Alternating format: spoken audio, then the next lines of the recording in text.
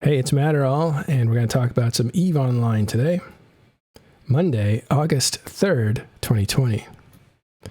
Here with a bunch of friends. You'll see them pop up. Everyone from Caleb McLeod, Gurgorin, Murray. Someone just jumped in. I lost track. Oh, Killah Bee! And my friend from Cuba, Cacique. All right. Anyway, welcome to the show. We're just getting started here.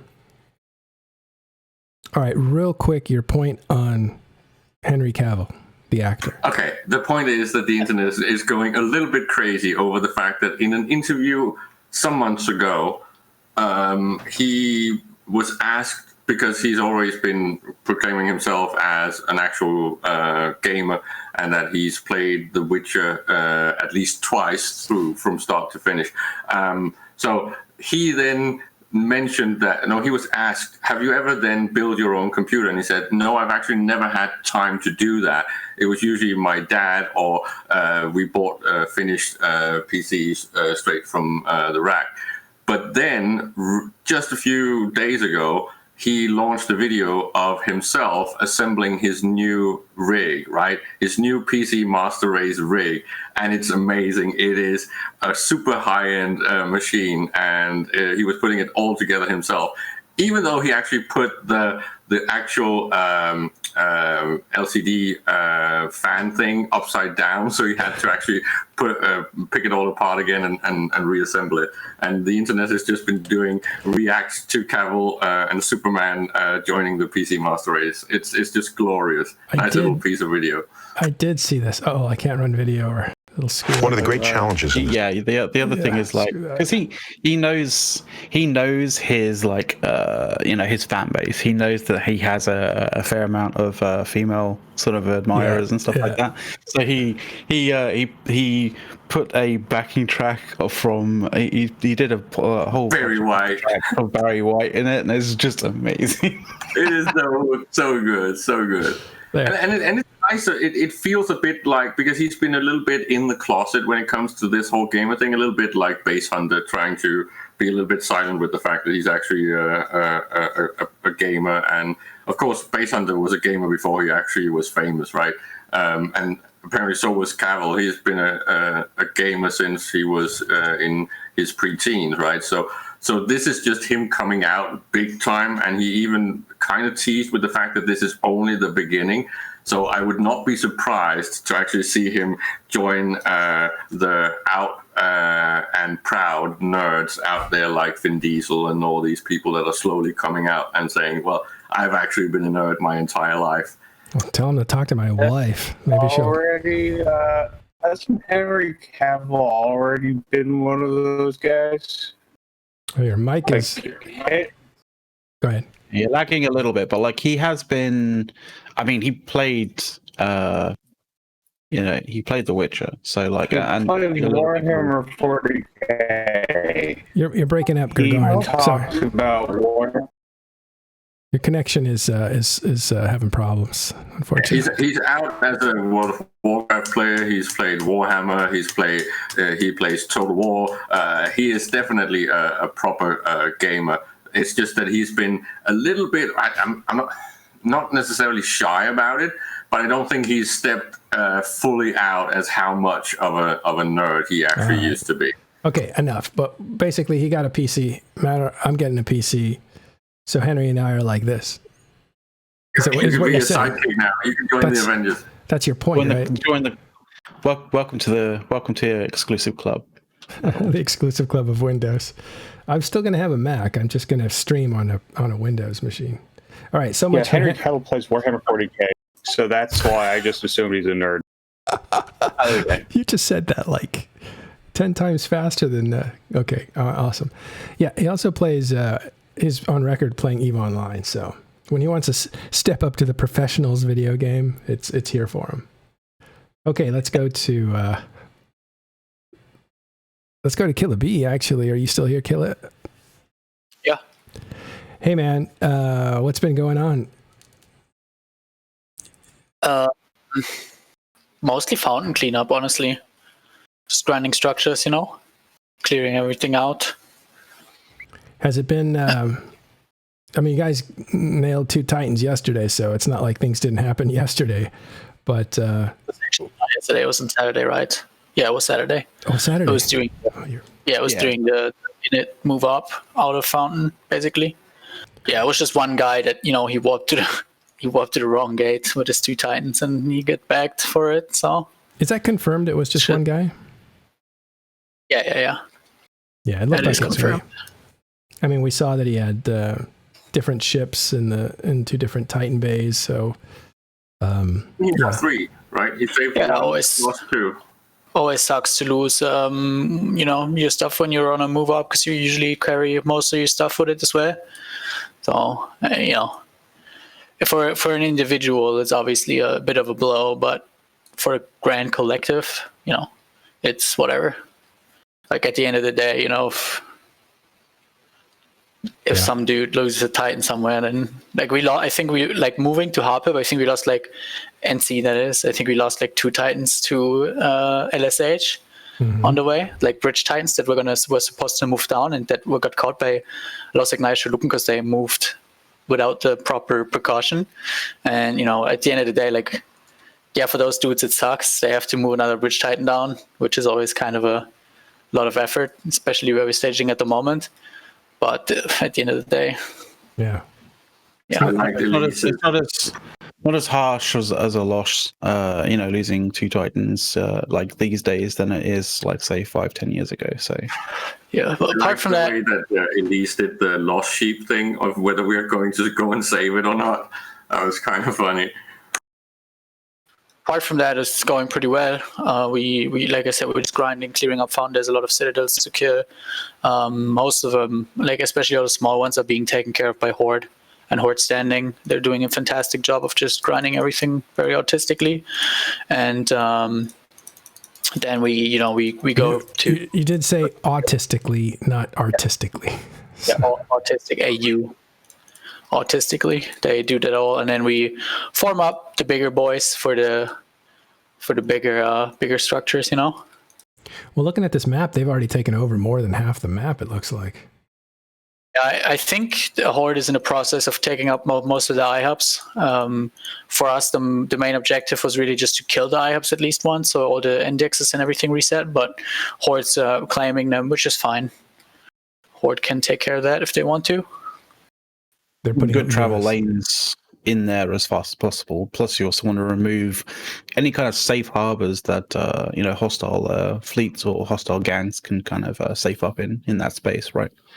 Well, to be fair, it doesn't really matter if there's still a couple safe harbors up there or whatever, because none of us are planning to live and move into Fountain permanently, so we don't really care if there's safe harbors for Imperium gangs in Fountain.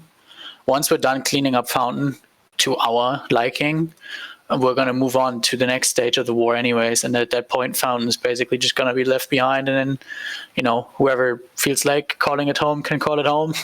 We probably won't. We're very satisfied with the space we own. How long is that going to take to clean up Fountain and then get on with the next? Probably going to be done. We had a coalition leadership meeting yesterday. They asked me, Killah, how long do you think it's going to take you guys to clean up Fountain? I said 10 to 14 days at most. I don't think it's going to be much more than that. I think 10 days is pretty realistic, because it's just a sheer amount of structures that are there to kill. Obviously, we can't just kill them all in one day. It's going to take some time, but we're doing it at a very, very fast pace. Everything in Northern Fountain is currently either in reinforce or dead already, right? Except the J5, except the Keepstars. So after that's done, then we just have to clean up Southern Fountain, and then that's that. I think we'll be done within 10 days. 10 days. So there might be kind of a lull in combat unless they come up and contest all this. They won't. I think Matani said on the fireside that the goons still have stuff in the J5A keep, so maybe we'll see some contests over the J5A keep. I don't think on a serious level either, though. It's probably going to be, he talked about their revolutionary concept of using Windrunner tornadoes to defend citadels, so I'm looking forward to them doing that. I think maybe I the only Keepstars I can see being contested in a more serious manner would be White Tech 2. because White Tech 2 is pretty comfortably for them to get to with a larger amount of people. So I could see them contesting the White Tech 2 Keepstar, but apart from that, I don't think any of these Keepstars are going to have a serious contest. I see a little Bastion constellation up here. Do you think you could leave that alone? Well, No, it's we're already in the process of frying that. I gotta give Bastion some credit, honestly. Like, they've been fighting pretty vigorously over their constellations. I mean, I know that they're going to lose them, right? But they're not just packing up and leaving. They're sending out small skirmish gangs all the time. They're actually being annoying. Yesterday, dude, we killed the Bastion faction Fortizar yesterday, and that gunner, whoever gunned that faction fort, he was on point. Like, we lost so many ships to that stupid Fortizar, and we actually ended up feeding a Rorqual in the end as well, because Horde signed in there looting and salvaging Rorqual too early, and it got absolutely hammered by the Citadel. So we ended up feeding like 50 ships, most of them being frigates, however. But anyways, we ended up feeding like 50 frigs and one Rorqual to that faction fort, so that was pretty hilarious. I'm going to find out so we can congratulate him on. Yeah, it was a great gunner. He did a good job. So yeah, Bastion is fighting, and they're pretty cool.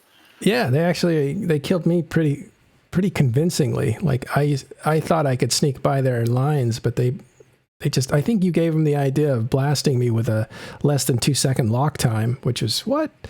But or maybe they already knew the trick, but they just crushed me quick. So Bastion, hats off. We want to know who your faction Fortizar gunner is, so we can congratulate him. Yeah, he did well. I don't know what Carneros is putting in the water there, but it's working. Yeah, but other than that, I think it's going to be like, as you said, probably a bit of a load in fighting, because the test, the legacy test front is still the same situation it was in the week before. Nothing's changed in that regard. So we're going to see what happens over there. But apart from that, I think it'll be a fairly calm week now, with mostly cleaning up going on in Fountain, and then after that, obviously the chess pieces are going to move again, and I think then we're going to have some real heat. Oof. Coming up in like 2 weeks, 3 weeks from now. Another buildup of excitement then for what do you think is going to happen? Are you guys going to try to breach the gate from YTAC 2, or are you guys going to attack from the south? Like, are things going to change, or are we going to see more of the same? I don't think anyone's going to try to breach any regional gates, right? Like, that's just not a smart move to make. And going now, so like going in through YTAC 2 ZXB, I mean, honestly, yeah, that doesn't make much sense, because that would like split us. Why would we try to split our forces in half, right? That makes no sense. I think that's why. The idea is a two-front war, right? Yeah, but that doesn't work in one region. Two-front war only works when it actually takes the defender effort to spread out over the two fronts. If the two fronts are all within jump range of your staging, then that doesn't work. Well, I think we'll see. We haven't decided yet on what we're gonna do next. Like I said prior to this, like, unlike most people will probably claim, we don't actually plan this shit like months in advance. We do this stuff on a week by week basis, and we haven't decided where we're gonna be, where we're gonna go after Fountain's cleaned up. We're probably gonna have a meeting about that next week once we know how Fountain cleanup's actually going, because you never know. Maybe the Imperium starts throwing down for these Keepstars, which I don't think they will, but maybe they do, and then this might obviously take longer than expected, because then we have to be actually careful going for the Keepstars individually. Whereas when they don't contest them at all, like, we can just do 2 Keepstars at a time, basically, right? When we know that's basically no contest. But if they do decide to contest them, then we obviously have to take them a bit slower, make sure that we secure the kills cleanly without too much trouble. So, and then once we know how that's going, we'll decide what comes next. Right. So week at a time is the planning schedule. Let me look at... Go ahead. Basically. We're looking at Fountain, and what's interesting is Fountain is kind of an island, so you have to jump through a regional gate in order to get in. And you saw, like, the attack didn't come from Cloud Ring into J5A attack, because that would be a long regional jump. It came from Habib, which is also a regional jump. And you saw how much work that was. But once they broke through, Fountain fell pretty fast. The difference is, and you can see here in period basis, so you're jumping through these long gates, you can't really break into period basis very easily, which is maybe part of the reason Test hasn't made a lot of progress. And this is a point that Murray brings up. You won't see progress through YTAC 2 for the exact same reason tests have made zero progress through GMAC. And I'm with him on this, with Murray, that the TAC will probably come from Canid to Quarius or from Catch to Quarius. In Quarius, if you look at this, you're within jump range. The regional gate is, you don't need a regional gate because you're within light year jump range. So you're in their territory, even northern period basis. So that's I honestly believe that if we really, really wanted to, we could probably push through the 49U gate or the other one. Mm-hmm. But that would be such a ginormous form up from everybody, and it would be such a strategically bad position to be in, as well as it just being a horrible time for everybody, because it would probably involve like 4,000 people, probably more than that even, and then trying to go through that gate. And it sounds like a nightmare if I just try to think about it.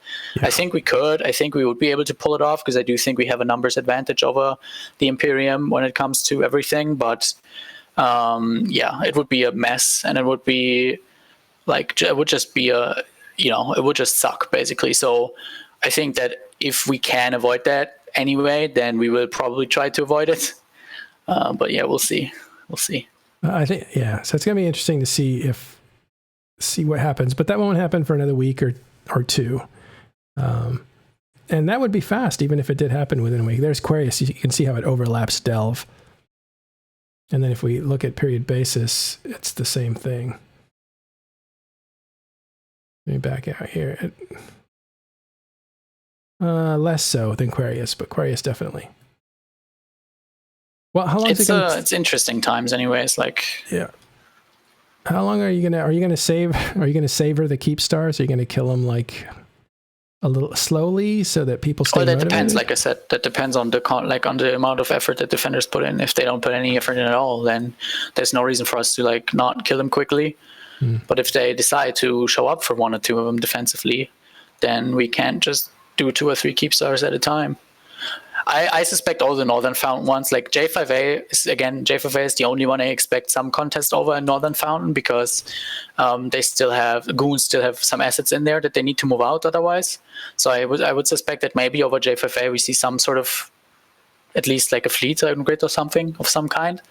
But apart from that, I don't think any of the other ones in Northern Fountain are going to be defended. CTEC and IGE I don't think are going to be defended. And then we have, that's all the Northern ones. J5A, IGE, and CTEC-N. And then we have 3 more in Southern Fountain, which would be KVN, OTEC-P, and YTEC-2.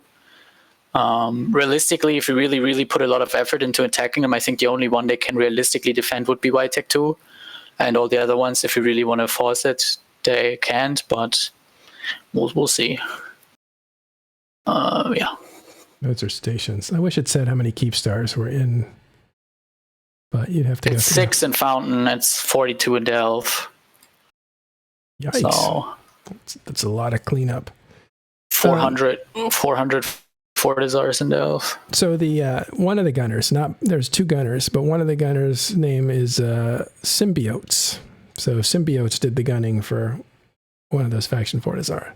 Cool. I didn't actually check who was in local or whatever. I just realized like that guy just did a good job at gunning, right? So I just appreciated him for being a competent person in a world of very incompetent people. Well, in a land of short people, you're Gulliver. All right, so Gregorian, have you noticed anything else going on in let's see if we have a good connection. I haven't really noticed that much else. Obviously, Killah Bee is a little bit above me, so he has more of an idea of what's going on in the big picture. Yeah. I'm trying to find if there's been have there been any counterattacks from Imperium, or are they really just... Init went through our space a little bit via wormholes and then toasted some IOPS, but they never really followed up on them because everything's in USTZ and Init basically has no USTZ, right? So, yeah, no major counterattacks. Yeah, I've been flying a little bit with Nulseshna Shalupin, and harassing Delve with them, and during one of those harassment fleets, the Imperium dropped 40 supers on us over the weekend. Wow. Warning shots. In terms of that self-harassment kind of thing, a lot of the hopeful kind of aspects of that is getting a good dice roll on the self sort of timer to be, not in the sort of central sort of the central sort of time zone that the defenders want, but more towards the edge kind of areas of the self timer kind of window that like essentially the self conflict can happen. So that's generally what's tend to be happening there.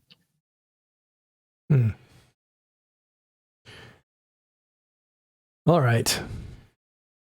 Yeah, so Murray says not much to counterattack for the Imperium. I don't know if I agree with that, because you saw them raid Paragon Sol on the first day of fighting. Apparently there've been a lot of structure spam in Esoteria, I believe. So there's stuff going on outside of the Imperium. They're not just sitting there with their gloves up. But the question is any of that significant? Is any of that detouring their attackers in any way? And so far, we haven't seen any. The good thing is that, or one of the upsides for us is that all of the Defenders stuff, all of the Imperium stuff, has time for EOTZ. Literally all of it, right? Or 90% of it. So we can just time all our stuff defensively for another time zone. And that way, even if they were to make major pushes for any of our stuff in any time zone, we knew that, okay, all of our offensive timers are going to be in EOTZ. All of our defensive timers are going to be in USTZ, for example. That way, even if they do some significant counterattacking, that would still be fairly disconnected from each other, right? Because USTZ can just take care of the defense, EOTZ takes care of the offense. But yeah, I don't know. Honestly, unless they go for like major structures, I don't think we're going to see much at least from our perspective from NC Dot.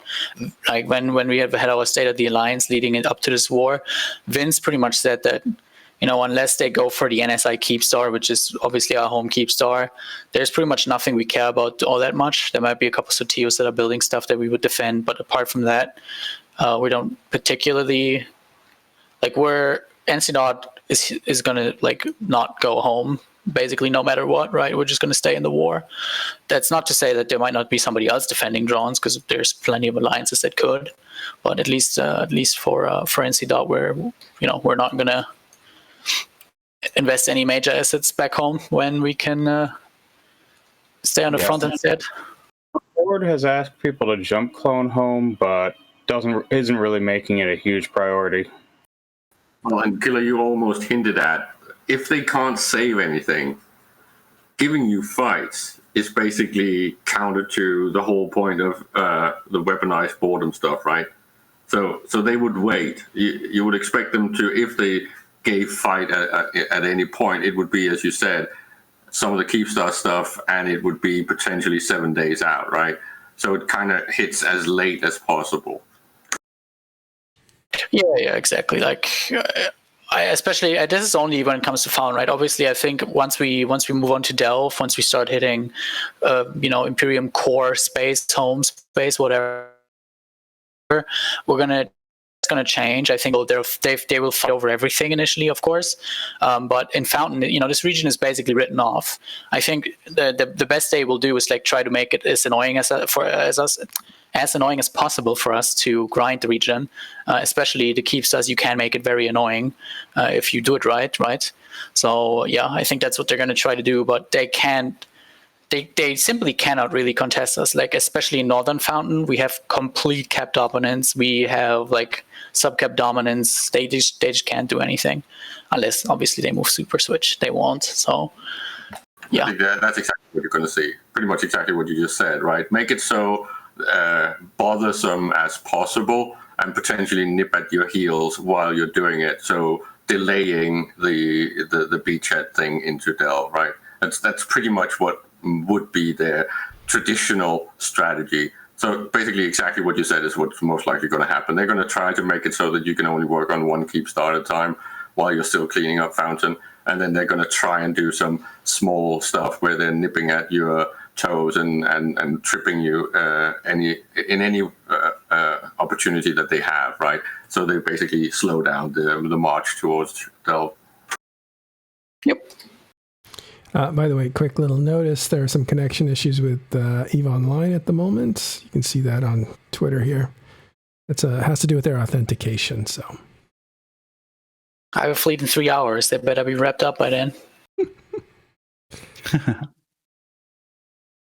So yeah, if you're getting in authentication errors on your launcher, then don't worry, it's not you, it's CCP servers. I tweeted this yesterday before I went to bed as well. Like the fact, like, you know, we've been into this war officially 1 month now, and we, you know, so much already happened in this 1 month, in my opinion. And, you know, if you look at it, there's still so much to go. That's really why I have so much fun playing EVE right now, because this is just why, like, this is what, for me, what EVE is about, right? So you have like this massive campaign going on. We've had pretty much constant content for like almost a month now, and we're just at the beginning. We're just done with one region. There is like 3 more to go, and then obviously like Delve is one of them, which is the crown jewel, right? So that's huge, and there's so much more ahead, so much more to come. I'm very happy that. Yeah, that stuff's going on. Yeah, here's your tweet. I'd like to ask you something, Killah, because there's a whole new generation of EVE players. Do you think they have the same degree of fun? And I think that's true both in the Imperium and in Pappy, right? That you are the type of player that lives for this stuff, and you actually don't see a problem with this lasting 3 months or even more. And I think many of the old veterans feel like that, right? This is the type of content that makes them want to play the game. But don't you think there's a lot of impatient people in these groups that might actually not like this at all? Well, if you have an attention span of 20 minutes, you should probably play Fortnite, not EVE Online, right? So that's what I think about that. And in terms of the people that actually do stick around, I think that I can only see Horde's perspective, because I don't know what's going on in Karma Fleet. I don't really know what's going on in Brave or any of those other New Bro alliances. But knowing Horde and having seen a couple of Horde fleets, these people, like those people, are in this for the long run as well. Like the enthusiasm and the energy that I had leading Horde, where everybody's so excited about everything, and that's amazing. I think those people are going to stick around as well throughout this entire thing. Yeah, I don't like. I could see that some people might not like this, but yeah, again, if that's not what you like, then 0-0 is probably not the place you should be playing EVE in, or maybe EVE is just not your game at all, right? Because EVE is not League of Legends, EVE is not PUBG. It's not a game you just hop in, play it for 20 minutes, and hop back out, right? That's just not what EVE is, and I don't think that's what EVE should be. So yeah, even if you're having a great time and in one of the biggest fights, it's still going to be a very slow process. By the way, Parv here says, only Imperium can support a war like this, and the other blocks would have all folded by now. I know, like I've seen Parv in plenty of Twitch chats now, and you know, he's one of those Imperium zealots, so I'm just going to say yes. Is he? I didn't know that. Yeah, I mean, he's a big Imperium flag waver. I would say that support your team. If in a more serious note, I think that that's obviously wrong, but I'm not going to start like arguing with him over it. All right. Just wanted to put that out there. Let's see. Sovereignty War. Oh, you know what? Somebody asked me on yesterday's show, and maybe you could do this for us. What are the pluses and minuses of Sov War these days? Or advantages, disadvantages? So the thing is that I've never really fought a big war in Dominion as an FC, so I can't really compare the current Sov system to, let's say, Dominion Sov system, because when I did play a lot during Dominion, but I only played as a line member during that times. I never really FC'd in that era, just towards the ends of it a little bit, right? But for me, like one of the things I think is pretty cool about this current Sov system is that it doesn't take a huge form up for you to get stuff done. Pretty much all of these initial reinforcements we did on Fountain especially in the D4KU constellation during the start of this, were done by a small group, maybe just Shiva, or maybe just Shiva and a couple of friends from Shiva, right? Like it was basically never a huge form up unless we were already formed. And then we just ended up, doing lots of the initial reinforces with a small gang of maybe 10, 15 people, and then we follow up on them with the alliance. I think that's pretty cool because it allows smaller groups or within a larger group to sort of establish themselves as a key factor of that group, maybe, if that makes sense. Like, Shiva has been going out and reinforcing, and some other people in NC have as well. And obviously you can sort of make a name for yourself that way. So that's kind of cool, I think. I still don't like the fact that, timers are spread out over the entire constellation. I think that's still not good, but most of the time it boils down to like most of the soft timers don't. The reason why I don't like it, let me just go back to that. The reason why I don't like the fact that the timers are spread out over a whole constellation is because it is not fulfilling the purpose that CCP was hoping it would do. What CCP was hoping for was that when the timers spread out over 5-6 systems in a constellation, that the fighting would happen in 5-6 different systems at the same time. Over each node there would be a small skirmish of 50 dudes or something.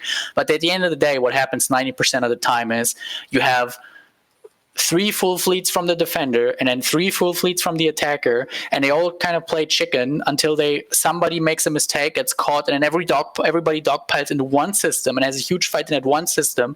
And while everybody in that one system is stuck at 1% tide, all the intelligence happens around them. So the entire idea behind the system is just not working. So yeah, why even keep it around, right? Because the other aspect of the whole sort of being turned to this kind of capture the flag kind of thing, around a constellation was to break up the amount of people in a system and therefore the amount of interactions in a system, therefore the amount of like stress on the server. So the idea was to sort of, we moved over to this new solve system. It would have there would be more systems involved and therefore potentially more server kind of architecture able to sort of be able to support more people.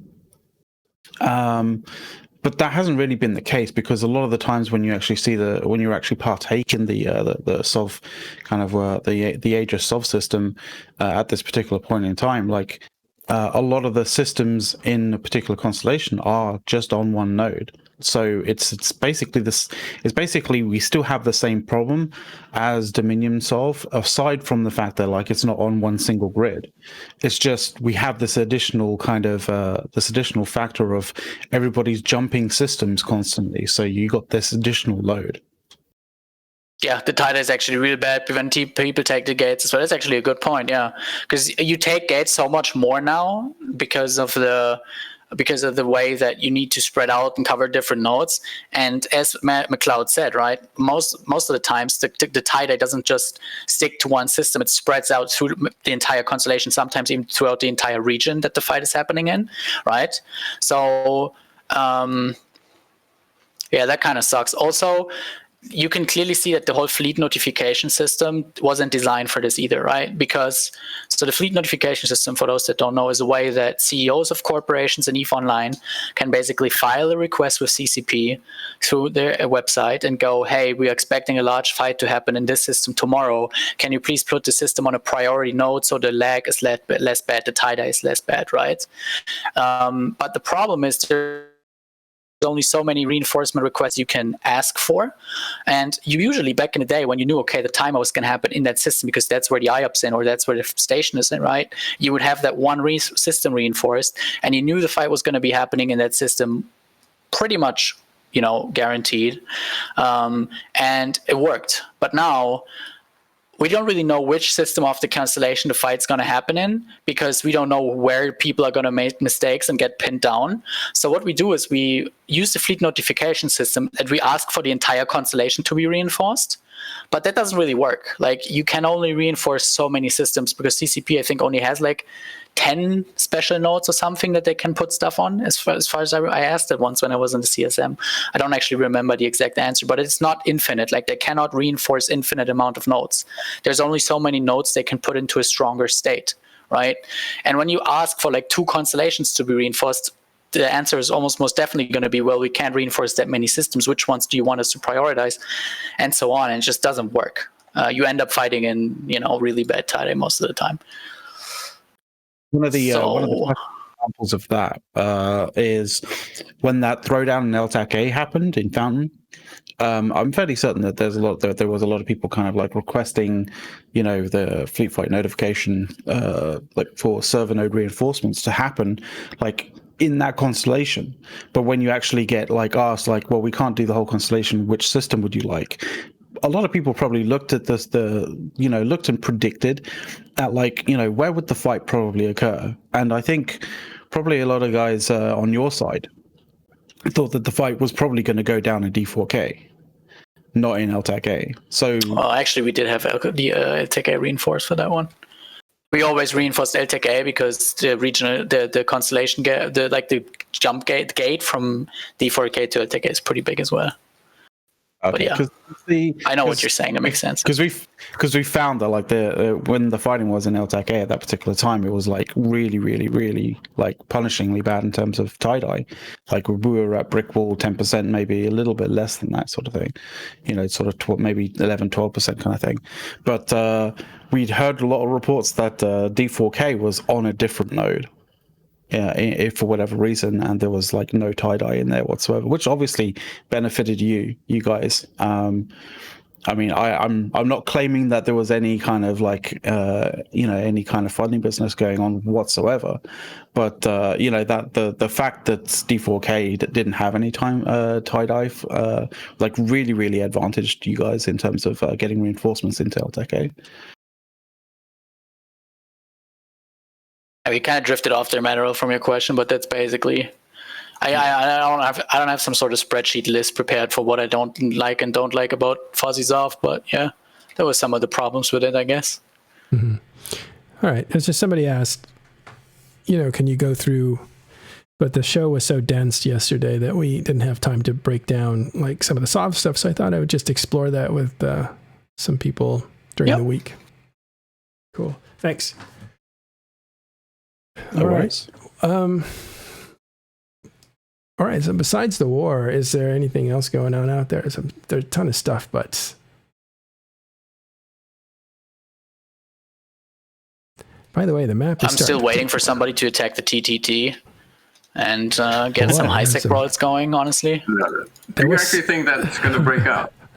No. So TTT isn't gonna, like, goons aren't gonna leave it because it makes too much money. Why would they like just leave that? And we're like tests or us aren't gonna kick them out because we don't need to. Like we don't care. So yeah, I don't think the TTT is gonna break over this.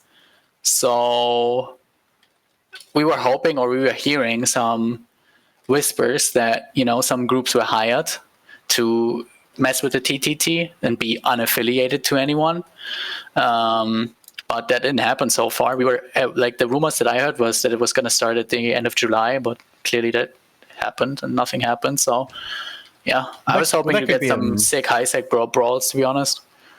Well, there could be some massive metagaming in that, because you could like pretend to be, pretend to be an alt of, like, say, like an Imperium member could pretend to be an alt of, like a PanFam member, and essentially hire a group to. You don't hire, like, nobody accepts a contract from some alt.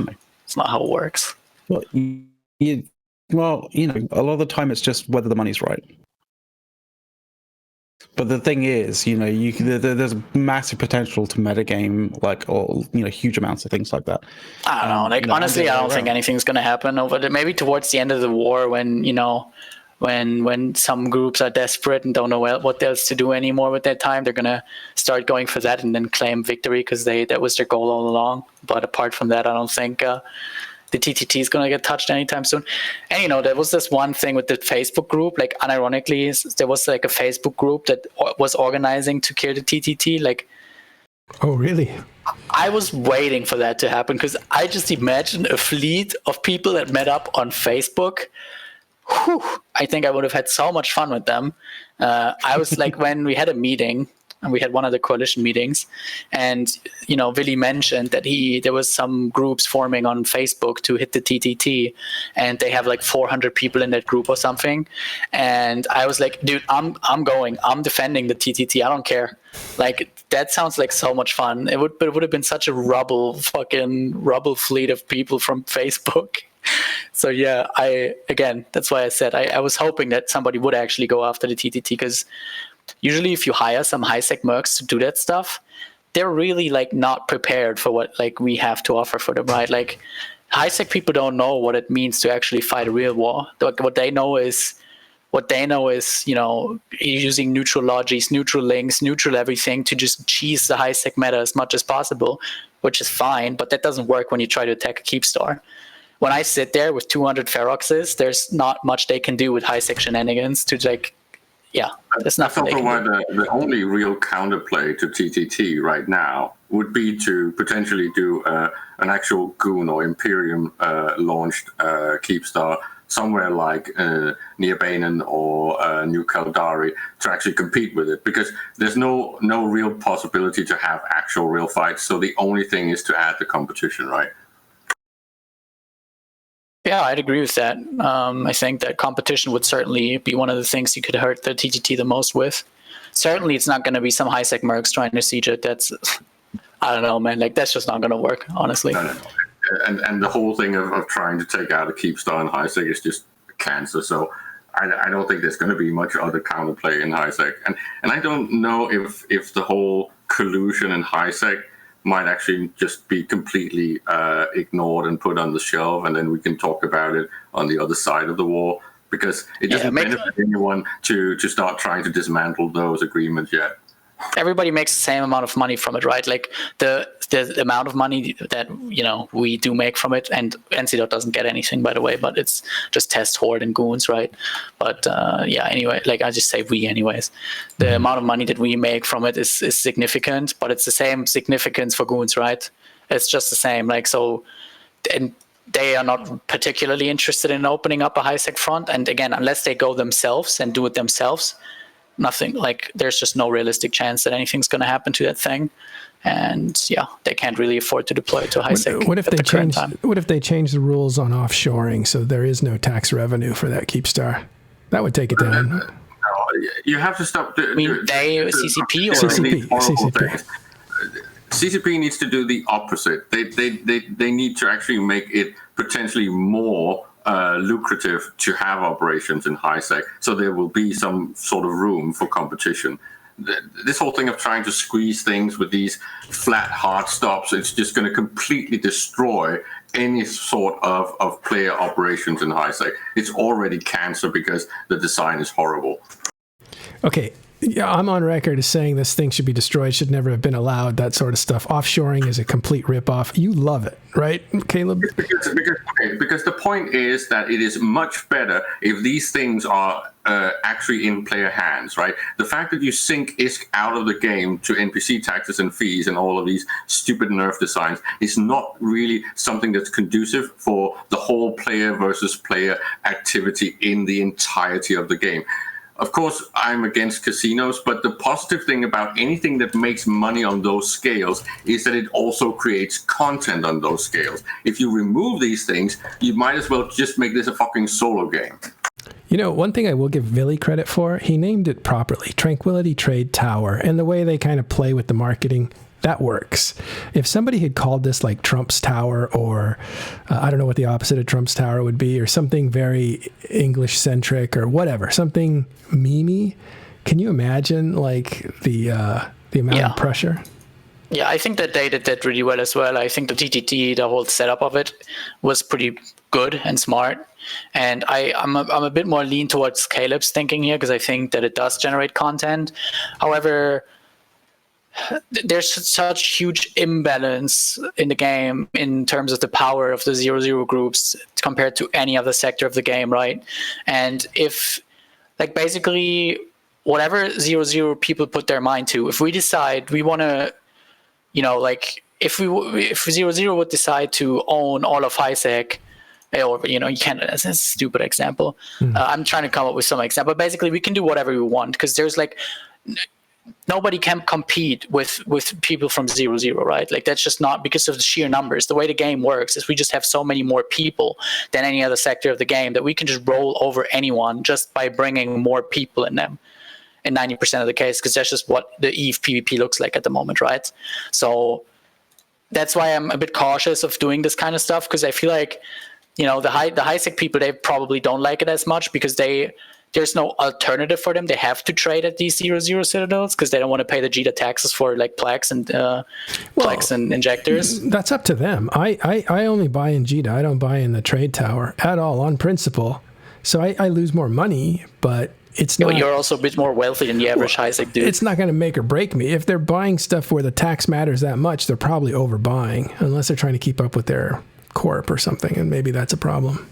Yeah. The problem is that if you do not have things like diminishing returns and requirements on fuel and stuff like that, if this is as structures are right now in high sec, there's no real requirements on a meaningful scale. It doesn't grow with the activity. So even though TTT makes a fuck ton of money, and potentially I believe it should make even more, I think it should be making 10 times what it currently is, as long as it can hold the monopoly. But there should be overheads to actually match that. It should have fuel requirements that match that. It shouldn't be on these stupid sinks and taxes. It should be levied onto actual labor requirements in the game, because then something like fuel products would also become really expensive in high sec, because something like TTT and any other structure in high sec would require to actually pay for that upkeep and have activities and services that make it valid. It's all about the economic game, and it's some of the things that CCP has historically been ignoring because they're afraid of supply and demand mechanics when it's about these services. But it actually would work, and then there would be a lot more room for competition to go in there and actually compete with TTT, because it's not worth it for TTT to keep trying to squat flies. Well, the problem with the TTT is it won't allow competition. If you put up any kind of structure to compete against it, it gets blown up. I mean, that's... and I'm not... Again, this is because it's too easy and there is no levied costs. If that was too expensive to keep doing, squashing the competition, they would stop. And I have told Willy here many times, the current way that they're operating, in my opinion, is wrong. You do not want to dominate and have a monopoly like this. You want a more healthy ecosystem and price competition to develop, because that actually benefits you when you have the king market share. Yeah, Murray here says, and you should write in Twitch so other people see your question too, Murray. But he writes, the current issue is you can't undercut the TTT and try to make enough money in the short time for the Citadel to be alive to pay for it. No, but there are people with, that's true, but no, I don't know if that's true. I think people can put down a strike. It's at the bottom. It's the lowest common denominator, and this is because of all the issues I just mentioned. The point is, you want it to have so much upkeep that the cost is increased to a point where there is room to actually increase competition. But right now, you can't put up any type of structure and put a price and a cost for services that's lower than TTT, because they basically just set it at the minimum because there is no upkeep. There's no reason for them to have it higher. And this is a flaw in the design from CCP. Does the upkeep of the Keepstar, is it equivalent to the upkeep of an Astra House or a Fortizar? No idea. For the market, does it consume as much fuel, or does it consume more fuel? Oh, the market module, I'm pretty sure that all the modules consume the same amount of fuel no matter what they're in. So basically, this is eating up as much as a Fortizar would, or even an Astra House would, that had a marketplace. Yes. Well, that's ridiculous, right? Yes. On its head, it's ridiculous that this costs as much as an Astra House if you have a market in it.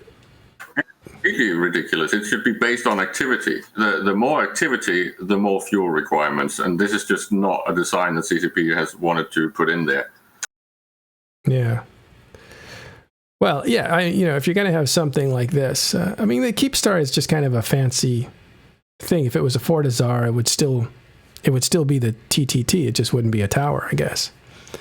But yeah, maybe based on activity. So if you are the most if you are the monopoly and stuff, it has some weight to it that you have to pay, so that you're not exponentially gaining. By the way, 2000. Let me just finish this, because this is the problem with CCP. They do things like the industry index that hits everyone, where something like that should hit one player, right? It should hit one structure. If that structure is doing a lot of activity, then that structure gets higher cost. It shouldn't be something that's suddenly pushed and levied to everyone's structure in the system. This is the fundamental flaw of CCP's way of designing things.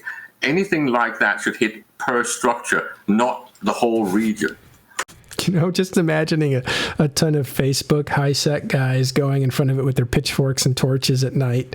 And dude, that was literally what was happening. I'm not kidding, man. Like there was a public group on Facebook that was like called some project, and then they were gonna hit the T. They were gonna form a fleet based on that Facebook group, and then hit the TTT with that. I'm not like, it's literally what would have happened, but obviously it never came to fruition. You were hoping it would. Which is sad. Like, honestly, imagine the story behind that. People see this big, strong thing that's making a lot of money, and they don't like it because they're not making the money. And I haven't seen a single actually legitimate reason why, mechanically speaking, this should be not allowed to exist. I don't think that's the main beef they have. It's the fact that it's the big blogs now, because the individuals that had structures up before Null got interested were making just as much money, and it was basically the same people, right? It was representatives, but individuals from the Null blocks that were just making all that money for themselves. Now it goes to the top, so now it's actually a bottom-up income stream. It's basically, everyone keeps asking about this AFK moon goo income, right? But that's really not necessary if we get these improvements to structure revenues. It's just that CCP has ignored the fact that this is where you need to have those revenues. It's on structures and it's on sovereignty. This is where you need that ISK flow. So these advanced debates on ecosystem and economy and balance, like these discussions are the realm of the balance of the ecosystem team, Rattati and crew.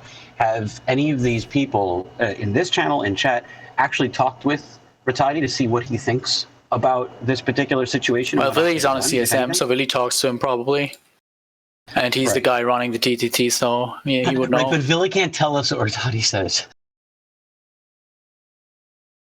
Well, yeah, anyway. but we have had Rattati on, and we've interviewed him many times on all the different shows. He is definitely interested in these directions, but he can't disclose these things because many of these fixes are something that's so fundamental that you can't do it overnight. We know from Blackout that doing very big changes overnight is really bad. So this is something that's going to be rolled out, and you can't roll it out in the middle of a war, right? So I think many of his team's ideas and things that are going to be implemented soonish is going to have to wait till after the war. Either way, the message that I'm hearing is that CCP doesn't recognize. CCP is continually failing. CCP is not.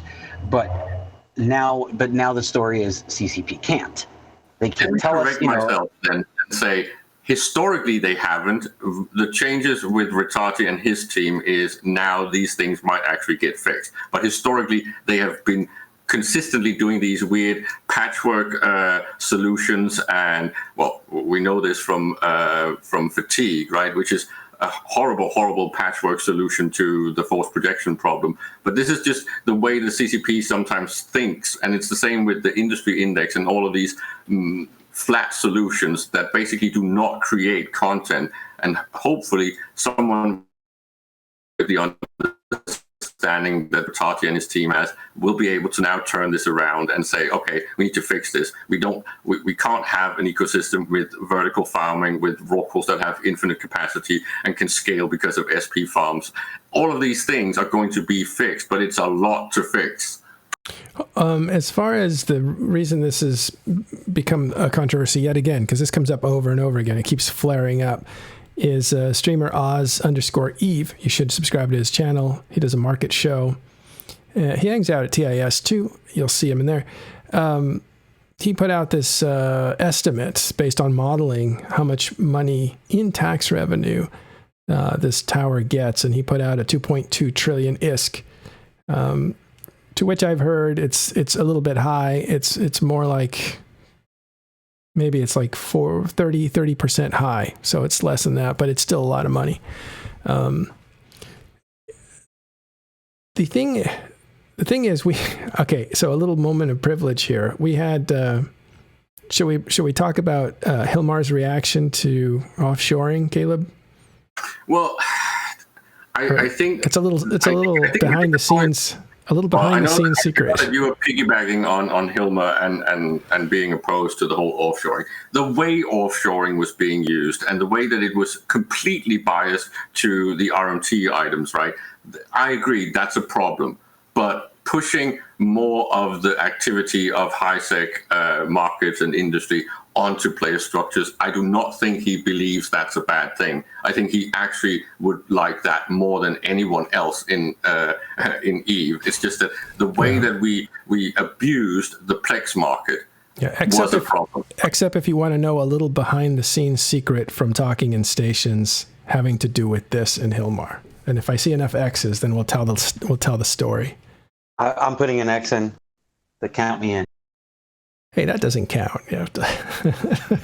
I don't know. Okay. I'm the audience as far as you're concerned. Hey, Nick, you can't vote twice. All right. Listen, I'll tell you what, though. Patreons get a lot of behind-the-scenes stories like this. So if that's a good self-pitch right there, Matterall. Good self-pitch. Hey, you're learning, Matterall.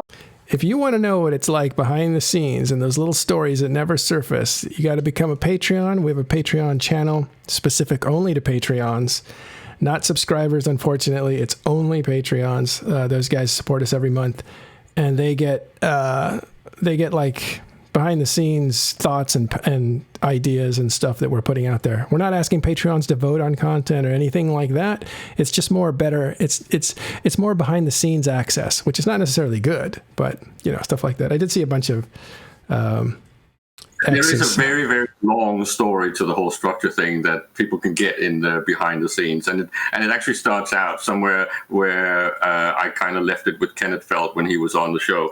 It basically starts out with the structures focus group talks when some of us were trying to insist that there should be some sort of proper upkeeps and fuel, and that the Starbase charters from pauses should actually have been retained in high-sec structures. But all of these things basically goes back to that, and it's a lapse from CCP that they didn't fix and finish structures in a sweet spot that actually made them viable. They made many, many mistakes during that whole rollout. And I do blame the whole Seagull thing because it was a bit of a mess. So it's a long story, and if someone actually wants to hear it, they can always come in the back rooms and have a chat. All right. So there seem to be three differing opinions in terms of what ought to be done. One is balance the use of structures through financial means. Another is people are saying completely disallow XL structures in high-sec. And then a third group of people seems to be saying disallow player structures in high-sec entirely. Point is that back in the day when you wanted to launch the POS in high-sec, right, you had requirements that were both on standing, and when you actually had it up and running, the requirements on fuel was, amongst other things, the Starbase charters, which was created by PvE players. These types of cross-dependencies were what made the whole POS system balanced. Many of these things were completely removed with structures. All right, I'm going to tell a story. Let me just laugh at Bent Breyer's line here where he says, "Lifestyles of the rich and space famous with Matterall." Sounds like a podcast. Yeah, right. If they're talking it's a podcast. Well, the point is that when I'm making these cases, I am basically trying to shoot myself in the face when it comes to my activities in EVE. So it's really the opposite. I'm not a never nerfer. I'm the opposite. I want to nerf myself and my class to death if it creates good content. It's just that people don't seem to want that because they want easy mode. They just don't understand that easy mode benefits the filthy rich and the big groups. Yeah, okay, so here's the story, because I already teased it. I'm not going to not deliver.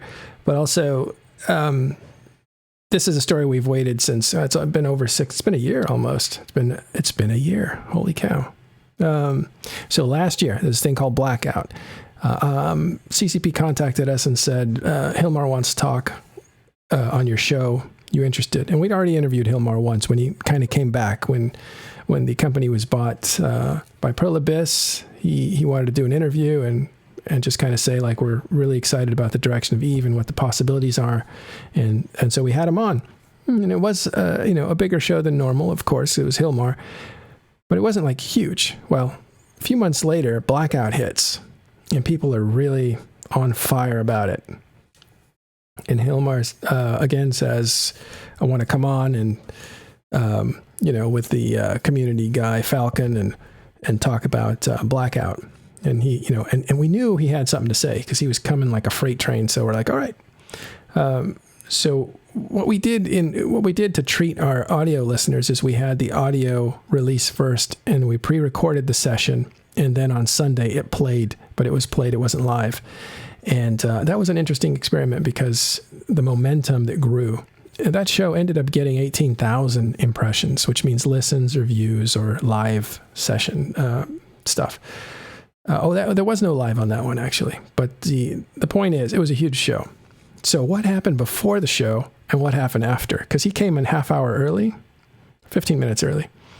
And then he stuck around for about a half hour afterwards. And what was some of that stuff that was recorded? And we did record it, but no one, not even Patreons, have access to it. Like, nobody has access to the full unedited soundtrack.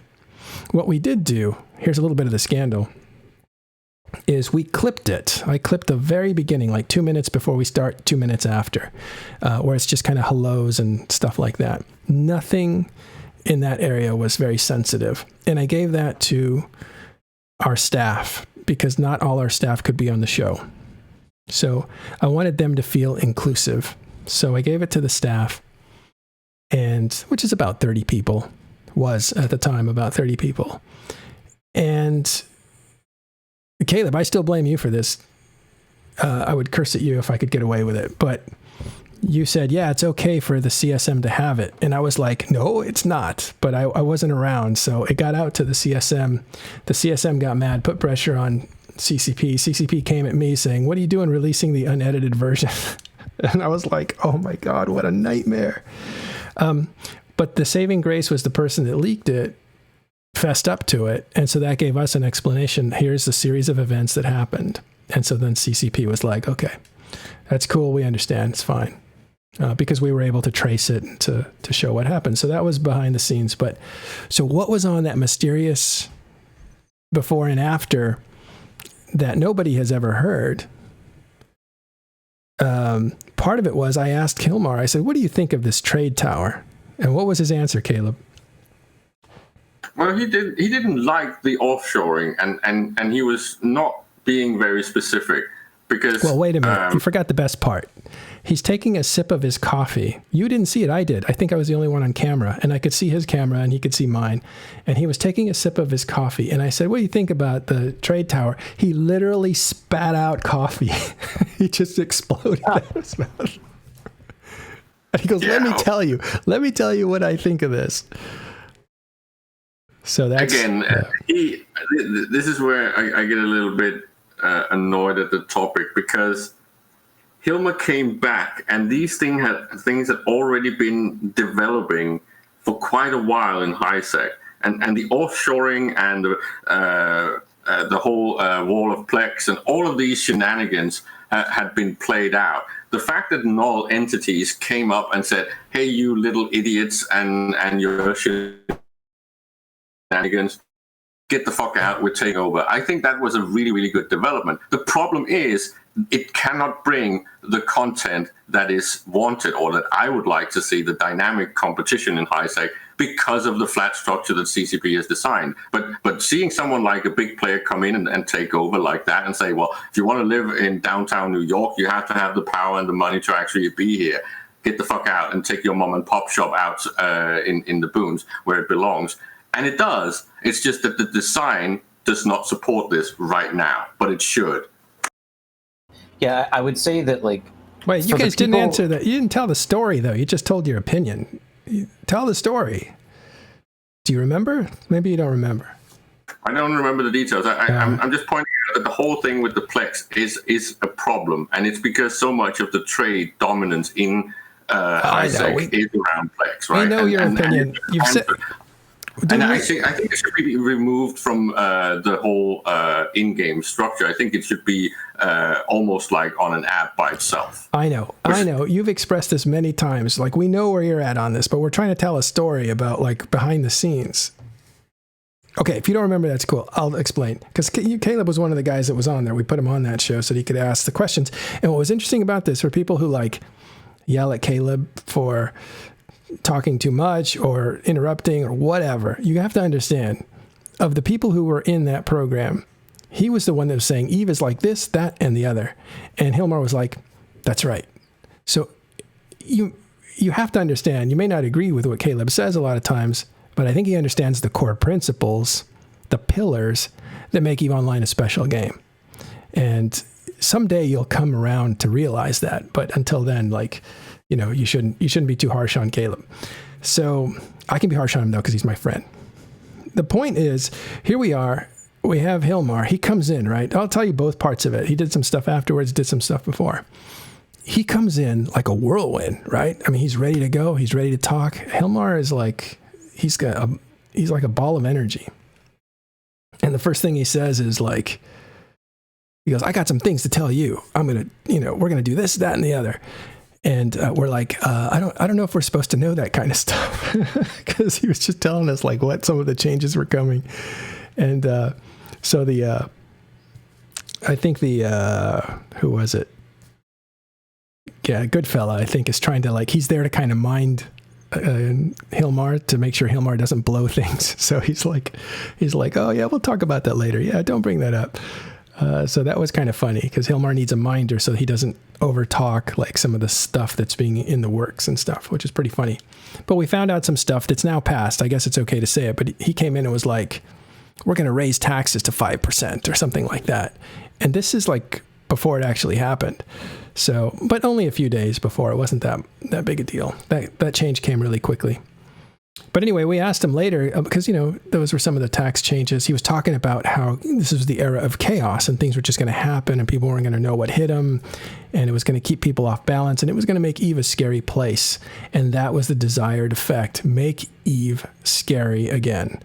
Make EVE primal again, because that pressure of primal world makes society more important and makes it more bonding. So that's what they were trying to do. Well, at the very end, I asked him about the trade towers or what do you think about this offshoring thing? And he's literally spat out his coffee, which was hilarious. I've never seen that before. And you forget that he was even more passionate about some of the other things, like the completely free resources and ISK printing left, right, and center. He basically came back from having been a little bit in the background, right?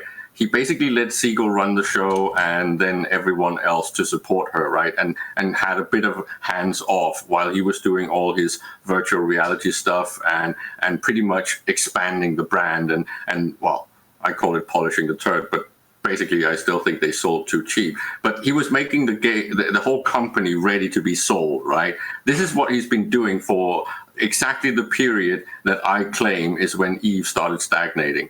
So when he came back, basically he saw that all the kids had pooped the floor and it was a complete mess and the economy and the ecosystem was nothing like EVE Online was supposed to be originally. And it had been horribly, horribly damaged. And one of the factors, of course, was then this weird new system of offshoring where a few players were making ISK hands over fists because of the taxation avoidance and all of that shenanigans. So yes, that was a thing that made him passionate. But he did actually say that one of the worst things is the misbalance of sinks and faucets. Yeah. So to end the story and to wrap this up, because I want to give you a complete thought. And if you want to know more stories like this, Patreon uninterrupted, because Caleb's not allowed in there, so it's just me talking. There's another selling point. he basically, I think, expressed, although it was hard to translate because maybe Caleb understood him better than I did, that there was something coming, that he was going to, there was something on its way. There was something he had written and it was on its way about these sorts of financial things in the high-sec area and stuff. And I thought, oh boy, he's going to hack it. He's going to hack off that part of offshoring. And I thought, here it is. We found out that he's going to take care of this whole thing. And that was a year ago. So either it's still in the works or they've thought twice about it, or maybe it just hasn't happened yet. Who knows? But it seemed, the indication was that CCP's watching it very carefully, not necessarily satisfied with the way it goes. But Caleb is a big supporter of it and says, no, that is exactly the way CCP should leave it alone. That's the way it should go, right? It should also be noted that while they may not love the Tranquility Trading Tower itself and the fact that its dominance, pretty much every CCP dev that speaks on the subject says that they want the industrial activities and economic activities in high-sec space to be shifted to player structures from NPC stations. So maybe they'll do something about XLs, maybe they'll do something with the economy and change the rules. But for the people who want to see player structures out of high-sec, don't hold your breath. That is counter to the plan. The point is that this is a feature, and this is a wanted feature in EVE Online. These things of consolidating monopolies and cartels and shenanigans is actually one of the driving points of EVE, and it goes all the way back to the earliest history of EVE. It's always been a thing, whether you're talking about things like Moongoo with the OTEC, or whether you're talking about special markets for items that cannot actually be traded on the SEC, because then you had to almost do it by hand. All of these things, and massive control of NPC slots in high-sec, where you then do the whole massive production of most ship hulls. All of these things have always been a thing. It's always been a few groups. It's the same with the research stuff. It was the same with the development of EVE Media. It was always monopolized initially until you started getting competitors. This is the way that the game is supposed to work. It's just that right now, there is no way for a competitor to get into the whole TTT market. All right. I would like, so there have been a couple of... Go ahead, Fonzie. Go ahead. There have been a couple of comments in chat. At least two people, possibly more, have said, just delete high-sec. And I would like to know the rest of that thought. What happens, what is improved by removing 2,000 solar systems from the game and the place where Concord is? How does this benefit the game as a whole? Because it seems to be that more than one person is saying this, and I really want to hear the end of that thought. I think it's great to delete high-sec, but I think high-sec should be more islands rather than one huge contiguous mass and a few small islands. Oh, interesting. The empires are separated by dangerous space. Very interesting. Yeah. Well, that's kind of happening right now with the Triglavian invasion. There are now 9 solar systems that don't have Concord anymore. I think that at least between the two groups of empires which are opposed to each other, so between Caldari, Ilmar, and Minmatar Galente, there should be low-sec faction warfare space. There shouldn't be a high-sec routing between those two groups of empires. So I got one answer from chat. Someone said, don't delete... One of the people who said delete high-sec said, don't delete high-sec, delete Concord. What Eric is just pointing out, right? In the past, they were more separated, and then you had the highway. Then they removed all these things.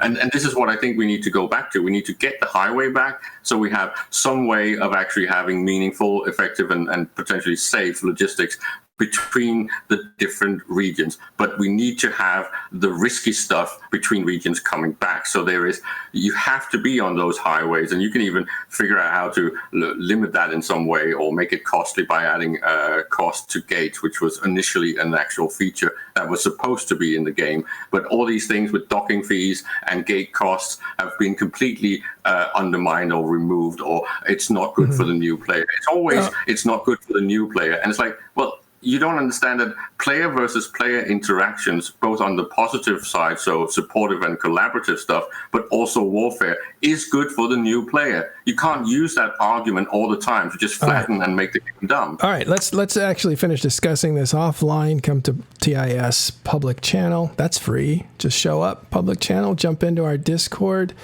and we'll finish the conversation there today, and we will see you again tomorrow. For now, I'm going to shoot you over to Ron USMC, and you can see some of the war footage going on. Have fun, guys. Thank you all for showing up.